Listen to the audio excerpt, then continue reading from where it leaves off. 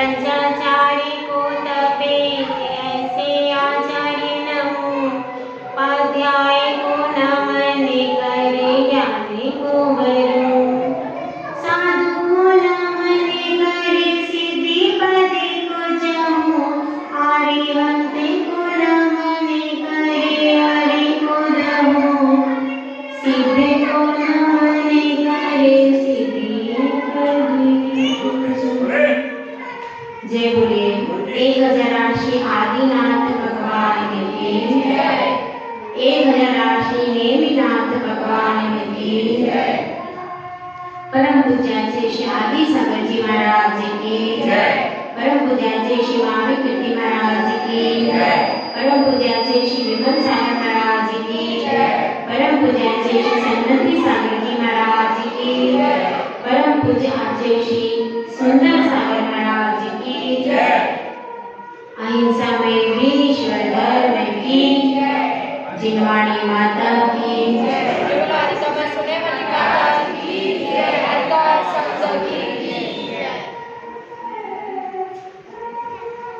हम सब उस शिखर तक जाना चाहते हैं कि जहां जाने के बाद सुख ही सुख प्राप्त हो जाए। जाना चाहते हैं कि नहीं? आप जाना चाहते हैं? ऐसे शिखर पर जाना चाहते हैं जहां जाने के बाद कोई भी दुख हमारे पास नहीं, सुख ही सुख एकमात्र हमारे पास रहे, दुख की एक कणिका भी हमारे पास रहे। चाहते हैं कि नहीं? हम सब ऐसा ही चाहते हैं कि एक दिन वह आए जब हमें सुख ही सुख मिले, दुख ना मिले। ऐसी इच्छा किसकी है भाई? सबकी है कि केवल अशोक जी की? क्योंकि अशोक का नाम होता है जिसके पास शोक नहीं है, जो सुख चाहता। ठीक है, तो अब आप बताइए कि सबकी इच्छा है ऐसी कोई डगर हो, ऐसी कोई मंजिल हो, ऐसा कोई महल हो कि जहां हम पहुंचे तो केवल सुख ही सुख हो, दुख नहीं। तो ऐसा एक स्थान, अब एक भव्य जीव गुरु के चरणों में जाता है। गुरु के चरणों में जाकर के वहां प्रश्न करता है कि हे गुरुदेव, ऐसी कोई डगर बताइए कि जिससे मैं शाश्वत सुख को प्राप्त कर लूं, ऐसा सुख मुझे मिल जाए कि जिसके बाद कोई दुख ना आए। मेरी इच्छा यही है कि मैं सुख प्राप्त करूं, लेकिन पंचेंद्रिय के विषय भोगों में मैंने भोग कर देख लिया। एक बार भोगते हैं, पुनः फिर भूख लग जाती है, प्यास लग जाती है, उसमें तृप्ति नहीं होती। अच्छे अच्छे सुंदर सुंदर कपड़े पहनते हैं, कुछ दिनों के बाद फैशन आउट हो जाता है। कितना ही इस शरीर को साफ करते हैं, सजाते हैं, लेकिन यह मल का पिटारा ही बना रहता है। ऐसी बड़ी समस्या है गुरुदेव। अच्छे अच्छे संगीत को सुनने की इच्छा करते हैं, लेकिन एक गीत को भी 50 बार सुनने के बाद बोर हो जाते हैं। अच्छे अच्छे चित्र देखते हैं, लेकिन उनको भी देखते देखते आंखें दुखने लगती हैं गुरुदेव। कहीं तृप्ति नहीं लगती, कहीं सुख नहीं मिलता। बहुत दिन हो गए भटकते भटकते, तो कोई ऐसा स्थान मुझे बताइए कि जहाँ पर शाश्वत सुख हो, और साथ ही मुझे डगर भी बताइए, क्योंकि खाली आपने बता दिया कि वह स्थान है सुख का, तो उससे मैं मंजिल तक नहीं पहुंच पाऊंगा। कोई भी मंजिल होती है तो उसका कोई रास्ता भी होता है। जैसे आपको बता दिया जाए कि डूंगरपुर शहर बहुत अच्छा है, बहुत अच्छा है, लेकिन अब आप नहीं जानते हो कि वहां का रास्ता कैसा है। आपकी जाने की इच्छा है, लेकिन जब तक आपको ये नहीं पता कि यहाँ से प्रतापपुर से कौन सा रूट डूंगरपुर तक जाता है, तब तक आप पहुंच जाओगे क्या? नहीं पहुंच सकते। तो कौन सी डगर जाती है उस शाश्वत सुख की ओर, यह आप बताइए। तो गुरुदेव कहते हैं कि भाई सिद्धांत बहुत कठिन है, तुमने कुछ पढ़ा है? तो कहता है कि गुरुदेव नहीं, मैं तो कुछ जानता नहीं हूँ, मैं तो सिर्फ इतना जानता हूँ कि दो ही चीजें हैं मेरे द्वारा चित्त परिचित है। भाई क्या परिचित है? पंचेंद्रिय के विषय और कषाय। बस मैं दो ही चीज जानता हूँ और कुछ भी जानता नहीं हूँ। तो गुरुदेव कहते हैं कि कोई बात नहीं, जिन आगम में हर कला है, हर विद्या है।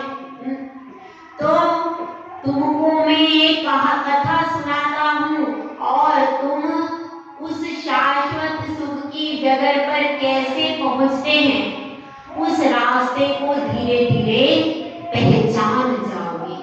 तो गुरुदेव कथा सुना। गुरुदेव कहते हैं कि भाई सुनो, एक नगरी थी, एक पूरब दिशा में, एक कर्म भूमि में पूरब दिशा में एक बहुत सुंदर नगरी थी। उस नगरी का नाम था चेतनपुरी। क्या नाम था भाई? इसका भी एग्जाम होगा, आपको बताना। उस नगरी का नाम था चेतनपुरी और वहां के राजा का नाम था चेतन राजा। ठीक है, वह नगर अत्यंत आनंदमय था। उस नगर में बड़े बड़े जिनाले थे, बहुत बहुत सुंदर समृद्ध लोग वहां पर उस नगरी में रहते थे और वहां पर जिन शासन की ही आराधना सब लोग करते थे। ऐसी वह सुंदर नगरी बसी हुई थी और उस नगरी की रानी का नाम क्या था? चेतना। उस नगरी की रानी का नाम था चेतना और उनके दो पुत्र थे। कितने रत्न थे भाई? दो। एकदम समझदार है। दो रत्न थे उनके, दो पुत्र रत्न थे। एक का नाम था ज्ञान और एक का नाम था दर्शन। अब यह बहुत आनंद से सबका जीवन चल रहा था और अनंत प्रभु की कृपा से वहां पर सब सुख आनंदमय था। और इस तरह से पूरी नगरी में काय का साम्राज्य था? श्रद्धा, सच्ची श्रद्धा का साम्राज्य था। अब एक दिन चेतन राजा अपने सैनिकों के साथ कहाँ जा रहा था? अपने सैनिकों के साथ दूसरे नगर की ओर जा रहा था। अचानक क्या हुआ? तेज तूफान आ गया। इतना तेज तूफान आया कि उसका घोड़ा तेज तूफान से बिदक गया और घोड़ा चेतन राजा को लेकर के विपरीत दिशा में चला गया। विपरीत दिशा में घोड़ा जाता गया। अब चेतन राजा सोचता है मैं क्या करूं? यदि मैं घोड़े से इतनी तीव्र गति से घोड़ा भागा, यदि मैं घोड़े से कूदता हूं तब भी मैं जीवित बच नहीं सकता, इसलिए अभी छलांग लगाना भी योग्य नहीं। और यदि मैं घोड़े की लगाम खींचता हूँ तो भी घोड़ा इतना बिदक चुका है कि वश में आने वाला। तो जब कोई उपाय नहीं है तो क्या करना चाहिए? शांति से घोड़े को पकड़ करके बैठे रहो और घोड़ा अपनी मस्ती में रहता है। वह छलांग लगा करके और दूर ले जाता है, बहुत दूर पश्चिम दिशा की ओर, बहुत दूर वह चेतन राजा को ले जाता है। और चेतन राजा तो क्या था, उसने तो सोच लिया था, वह नमोकार मंत्र पढ़ रहा है, भगवान की आराधना कर रहा है कि हे प्रभु मैं तो आपकी शरण में हूँ, अब मेरे प्राण भी यदि निकल जाएं तो मुझे आपकी शरण का फल मिले, ऐसी भावना आ रहा है। और घोड़ा दौड़ता गया, दौड़ता गया, दौड़ता गया, दौड़ते दौड़ते अचानक एक द्वार वहां पर देखा और द्वार बंद था, इसलिए घोड़े को वहीं रुकना पड़ गया। अब चेतन राजा सोचता है मैं पता नहीं कहाँ आ गया, ये पता नहीं कौन सी नगरी है, बाहर से बड़ी भव्य दिखाई दे रही है, सोने का इसका किवाड़ है, मैंने आज तक इस नगरी को देखा नहीं, देखा मैंने कि कौन सी नई नगरी आ गई। और घोड़ा भी थक करके वहीं पर रुक गया। अब चेतन राजा विचार कर रहा है भाई क्या करूं, अजनबी जगह पर एकदम से व्यक्ति बोलने से हिचकिचाता है कि पता नहीं कैसी स्थिति है, कौन है, क्या है। इस प्रकार से वह देखता है कि घोड़ा भी अब शांत हो गया, तो वह घोड़े से उतरता है और घोड़े को एक पेड़ से बांध देता है। और आप गए थे क्या अशोक जी साथ में? आपको पता है घोड़े को बांध देता है, अशोक जी वहां कहीं देख रहे होंगे तो उनको पता है। तो घोड़े को वहां बांध दिया और उतर करके देखता है कि उस नगरी के द्वार पर 2 सैनिक दाएं बाएं खड़े। तो वह बहुत विनय से पूछता है, क्या पूछता है कि हे द्वारपाल, तुम लोग बहुत अच्छे हो कि इतनी सुंदर सोने की नगरी की रक्षा कर रहे हो, और तुम्हारी अपनी इस नगरी के प्रति बहुत समर्पण है, ऐसा उनको प्रशंसात्मक वचन कहते। क्यों कहते भैया? कि अगर आपको कहीं अजनबी जगह पर आप देखो और आपको ये लगे कि पता नहीं कोई संकट की स्थिति ना उत्पन्न हो जाए, तो सामने वाले की प्रशंसा शुरू कर।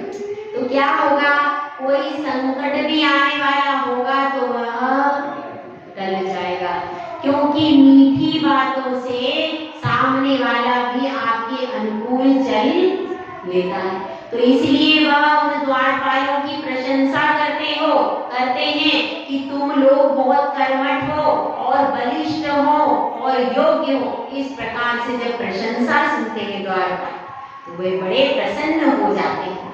वे बोलते हैं, हे भद्र पुरुष, आप कहाँ से आए हैं? आपकी वेशभूषा से लग रहा है कि आप बहुत थके हुए हैं, और आपके मुकुट से लगता है कि आप किसी बड़ी नगरी के राजा हैं। तो कृपया करके बताइए आप कहाँ से आए हैं? तो राजा क्या कहते हैं कि मैं चेतनपुरी का राजा हूँ, चेतन राजा। कहाँ के? चेतनपुरी के राजा हैं हम। चेतन, हमारा नाम क्या है? चेतन राजा है, और हम वहीं से आए हैं। और यह आपकी नगरी कौन सी है? इस नगरी का नाम क्या है और इसके राजा का नाम क्या है? ऐसा भी पूछते हैं। तो द्वारपाल कहते हैं कि अरे आप हमारी नगरी के बारे में नहीं जानते, दिग दिगंत में 3 लोक में हमारे राजा का साम्राज्य फैला हुआ है, और हे पथिक तुम इतना भी नहीं जानते? हमारी इस नगरी का नाम है मोहपुरी। क्या नाम है? इस नगरी का नाम है मोहपुरी, और यहाँ के राजा का नाम क्या है? मोहनी। यहाँ के राजा का नाम मोहनी है। पूरी 3 लोकों में उसी का साम्राज्य चल रहा है, हर व्यक्ति उसी के वशीभूत है। यह हमारे राजा का बहुत भव्य महल है, सोने चांदी के इसमें किवाड़ लगे हुए हैं। और आप यदि हमारे राजा का महल देखोगे, राजा को देखोगे, तो क्या हो जाएगा, आपको बहुत प्रसन्नता होगी। तो वह सोचता है कि पता नहीं यहाँ के राजा कैसे हैं और उनका यह इतना सुंदर महल है, तो चलो देखने में क्या हर्ज है। हाँ भाई संगीता जी, देखने में क्या हर्ज है, अपन चलते हैं। तो वह चेतन राजा कहाँ पर, और द्वारपाल कहते हैं कि आप हमारे राजा के दर्शन जरूर कीजिए। इस तरह से जब द्वारपाल द्वार नगरी का सोने का द्वार खोल देते हैं, तो वह राजा धीरे धीरे नगरी में प्रवेश करता है। अब वह प्रवेश करके देखता है कि एक 14 मंजिल का बहुत बड़ा महल है। कितनी मंजिल का? 14 मंजिल का बहुत बड़ा महल है। और वह सैनिक से पूछता है कि भाई यह इतना बड़ा महल है, बताओ इस महल में कौन कौन रहता है? तो द्वारपाल कहते हैं कि हे राजन, हम तो बहुत छोटे प्राणी हैं, हम तो बस इतना जानते हैं कि जो नीचे की मंजिल है वह पूरी कौन सी है, वह पूरी मोहपुरी कहलाती है। नीचे की मंजिल मोहपुरी कहलाती है और बहुत विशाल है, तीनों लोगों को इसने घेर लिया है। ऐसी हमारी नीचे की मंजिल को हम पूरा का पूरा जानते हैं। उसी नीचे की मंजिल में बहुत सारा भवन है और उसमें हमारे राजा जी रहते हैं। तो हम बाकी के ऊपर की मंजिल के बारे में कुछ नहीं जानते।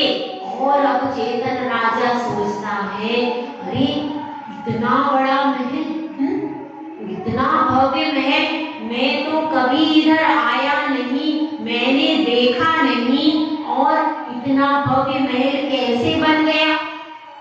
उसको बड़ा आश्चर्य होता है कि मेरा भी महल है पर इतना भव्य तो नहीं है, यह कैसे कलाकारी है? और वह देख करके प्रभावित हो जाता है। और अब वह सोचता है कि मेरे तो जितने भी सामान था वह सारा घोड़े से गिर गया। और एक प्रथा है कि राजा से, ज्योतिष से, वैद्य से और रानी से, इनसे किसी से भी मिलना हो तो कभी भी खाली हाथ। तो अब मैं एक चेतनपुरी का महाराजा और खाली हाथ यदि कहीं जाऊं तो कैसी बात है वैसे? मेरी इस चेतनपुरी का सम्मान क्या रख पाऊंगा यदि मैं खाली हाथ मोहपुरी के राजा से मिलने जाऊंगा? ऐसा वो सोच रहा है। द्वार पे खड़ा है, द्वार पे खड़ा है, लेकिन अंदर जाने के लिए उसको साहस नहीं हो रहा है। वह सोच रहा है कि मैं अंदर कैसे जाऊं। और इतनी बात कौन सुना रहा है? गुरुदेव सुना रहे। अभी आपने कहानी शुरू से नहीं सुनी, यह गुरुदेव सुना रहे। और फिर गुरुदेव कहते हैं कि भाई सुनो। तो वह पूछता है भव्य जीव जो गुरुदेव के पास बैठा है कि गुरुदेव ये 14 मंजिल का क्या रहस्य है? ये कौन सा इतना बड़ा ऊंचा किला है? यह सब क्या है? और आप तो मुझे ऐसी डगर बता रहे थे कि जहां से मैं शाश्वत सुख के महल पे पहुंच जाऊं, और आपने तो डायरेक्ट महल बता दिया। ये तो मेरी कुछ समझ में नहीं आया। तो गुरुदेव कहते हैं कि भैया रुको, थोड़ा धैर्य रखो, जो तुम चाहते हो वही तुम्हें दूंगा, तुम चिंता मत करो। लेकिन अब इस मंजिल पर पहुंचने के बाद आपको थोड़ा सा बता देते हैं कि इन 14 मंजिलों का रहस्य क्या है। तो गुरुदेव बताते हैं कि भाई देखो, तुम दूध पीते हो, हाँ मैं पीता हूँ। दूध को कैसे मापते हो? दूध के लिए मापने का पैमाना क्या है भाई? मिलीमीटर। क्या कैसे मापते हैं? मीटर से मापते हैं। कैसे? मीटर से मापते हैं। अच्छा, उसका नाम मीटर से मापते हैं। किसको? दूध को। उसके बाद किस चीज को मापते हैं? बुखार को किससे मापते हैं? थर्मामीटर से मापते हैं। और जमीन को किससे मापते हैं? किलोमीटर से मापते हैं जमीन को। और अगर हमने कोई चित्र बनाया तो स्केल से कैसे मापते हैं? स्केल में क्या होता है? सेंटीमीटर। तो जिस तरह से आप पानी को मापते हो, जमीन को मापते हो, बुखार को मापते हो और हर चीज को मापते हो। यहाँ तक कि जब विवाह करने जाते हो तो पूछते हो कितने फुट की है?